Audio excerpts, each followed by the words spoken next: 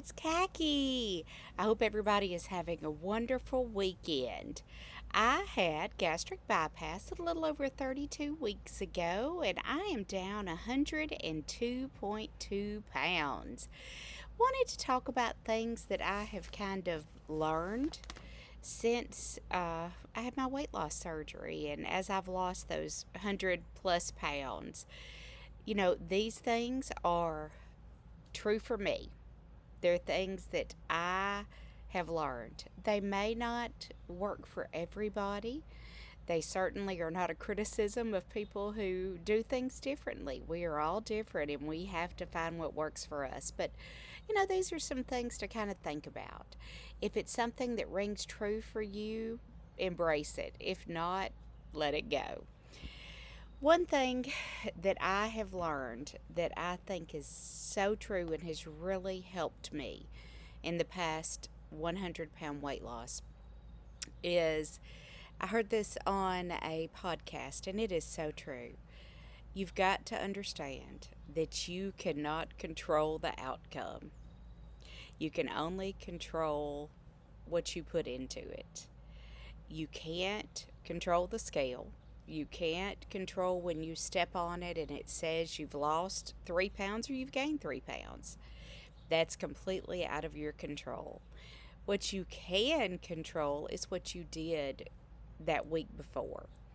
If you have eaten according to your plan, if you've gotten in activity, if you have done the things and made the choices that have made you more successful in building a healthier lifestyle, that's all you can control. And realizing that can be very freeing. It's still frustrating when you step on that scale and it's not where you want it to be, but realizing that I can't help that. All I can do is control what I do in a day to day and meal to meal basis. That really gives you a little bit of peace. Another thing that I have learned is you've got to trust the process. You have entrusted your surgeon with your life. You have entrusted him or her to make major alterations to your body.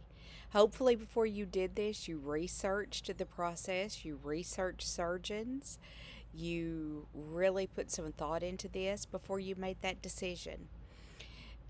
It is easy for fear to take over and for you to think, oh my God, what when things aren't going like you want it to, when you hit a stall, when you have a gain, when you have nausea, one of those situations to think, what if this isn't working? What if I've done all this for nothing? You've got to trust the process. Look at the outcomes of statistically of other people. 99.99% of people have significant weight loss with weight loss surgery, especially if they put in the effort, which I talked about earlier. The chances of you being one of those people who it doesn't work for are so slim. Now, your process may be different. You may stall for a month and then lose 10 pounds in a week. Your process is not going to look like everybody else's, but just trust that good things will come due to the decisions that you've made and your actions. Let me let my puppy back in. Hang on one second. I'm back. This is real life, guys. My little dog does not care to be outside too long. So, the next thing that I have learned is find out what works for you. I have read so many conflicting things from different programs. Some programs want you to eat 3 times a day with no snacks between. Other programs want you to eat every 3 hours. Some programs want you to have carbs under a certain amount or a certain amount of protein. I think that those guidelines are definitely something once you select a program that you need to try to adhere to. But you've got to find out what works for you. For me, I have found that eating every 3 to 4 hours is the best way for me to get in the nutrients and the protein and the healthy foods that I need. And helps me psychologically, mentally. If I go too long without eating, I get very worried about when my next meal is going to be, like we're starving or something. But I think knowing that in 3 to 4 hours I'm going to eat something else gives me a sense of comfort. Other people, it may not be like that. I like to meal prep. Some people that drives crazy. So you've got to figure out what works for you. The other thing, I did a video about this last week about making the decision whether to share that you've had weight loss surgery. I have been very open. That is an individual decision. Some people are comfortable with being open with that. It helps them. Some people feel like that's nobody's business, which it's not. But you've got to figure out what works for you here again. For me, being open enables me to ask for the support that I need. I have been able to say to my friends and say to my family, that doesn't work for me. And this is why. When we're talking about selecting a restaurant, when we're talking about going, eating, bringing treats into the office, people knowing where I'm coming from has really helped them to support me. Thankfully, I haven't run into anybody who has not been supportive, at least to my face. So I think that, for me, the decision to be open was a good one.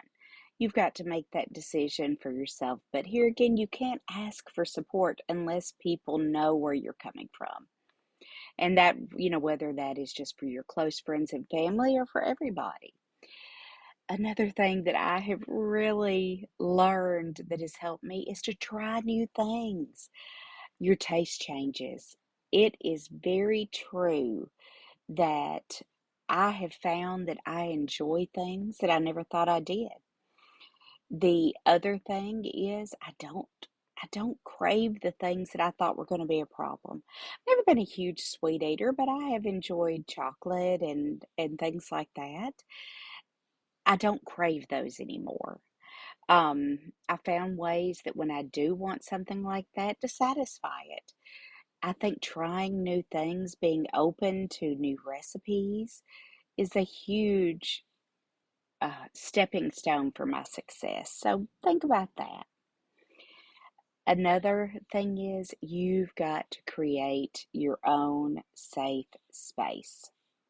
Your safe space, whether that be your home, your office, whatever it is. If the thing is, you control you. If you live with other people who are adults who choose to eat differently, ask them, can you put that stuff where it's not right, where I can see it every time I walk by? Would you put it in a cabinet that maybe I don't go to all the time? Would you ask your coworkers, will you please don't sit donuts on my desk? Things that are tempting for you. If you live with children, get past that, but they need those treats. They need this. I can tell you as a healthcare provider that children are adversely affected by all the crap that they eat. I am seeing, even in children without a weight problem, insulin resistance, high cholesterol, things that are going to be detrimental to their health later on in younger and younger children. And a lot of that is driven by lack of physical activity, our gaming society. We don't play outside anymore as kids as much. The other thing is all the crap that and processed foods that we eat. If you think you're doing them a favor by buying them candy and chips and cokes and all those things, think about where all that got you. Do you want the same for them? So take control of your space. Make it your own. Put things out that are healthy for you. And that when you walk by the counter and you see maybe, I don't know, a bag of kale chips or some kind of fruit that is good for you, a veggie tray, something instead of seeing Doritos or donuts. That makes things a lot easier on you. Make it, don't sabotage yourself. This kind of goes along with that. One other thing that I have really learned is you've got to advocate for yourself. You have made a decision to have a life and body altering surgery. You have done a huge thing for yourself. Carry through with that. Speak up. When you and your husband or your boyfriend or girlfriend or friends are going to go out to eat, say to them, that's not a good place for me. Can we go here? Now, you don't always, you have to be open. You have to look at the menu. You have to see if there's anything there that you can eat.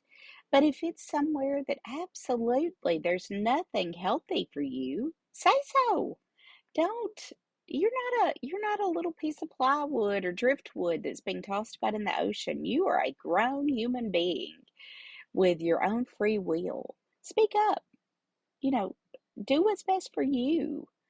The I remember after I had my surgery, I'm a very social person, as those of you who watch my channel, I'm sure know. I go out to eat often with friends. For at least 6 weeks afterwards, I didn't go out to eat.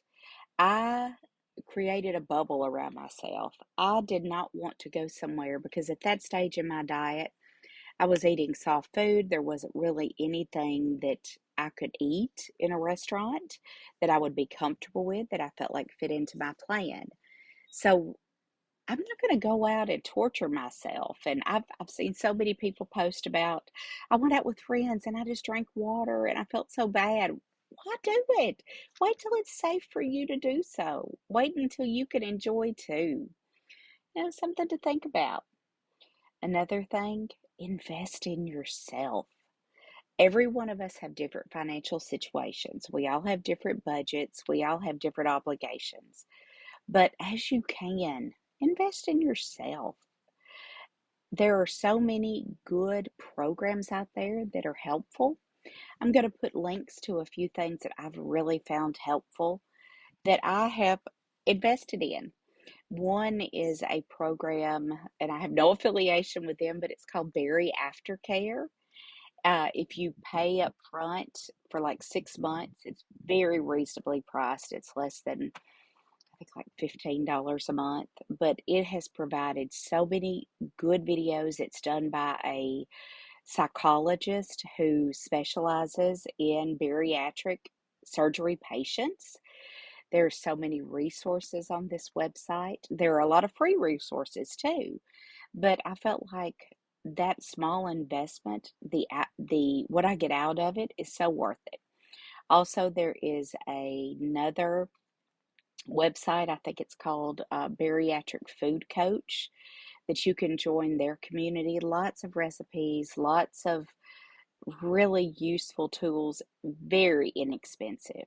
Here, and invest in the tools that you need. Invest in a scale, invest in a food scale, invest in good cooking equipment. I mean, you are worth it if you're able to. Invest in good food. You know, like I said, we're all different. We all have different budgets, but most of us, let me just say that, most of us were spending $15 a month on candy, on junk, on trips to Starbucks, many times over that. So, you know, divert those resources into something that will help you have the outcome that you want. Enjoy your body. There are so many things that I can do now that I couldn't do. I've talked about I really enjoy yoga. There are so many poses that I can do now that I couldn't do when I was heavier.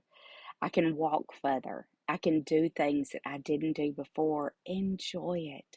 As those changes happen, you step back and go, wow, I really am able to do things I didn't do 100 pounds ago. I hope that all of you can do that. Another thing, find a way to get in your water. I think it does make a huge difference. I think it makes a huge difference with your hunger level, with your overall health, with the way that you feel. If you like plain water with a splash of lemon, go for it. If you don't, find some water additives that you like. Find some diet juices that you like. Find a way to get that in. I think it'll really pay off for you in the end, not just with weight loss, but in the way you feel in your overall health. And the last thing, never stop learning. Don't have this surgery and say, well, I'm done.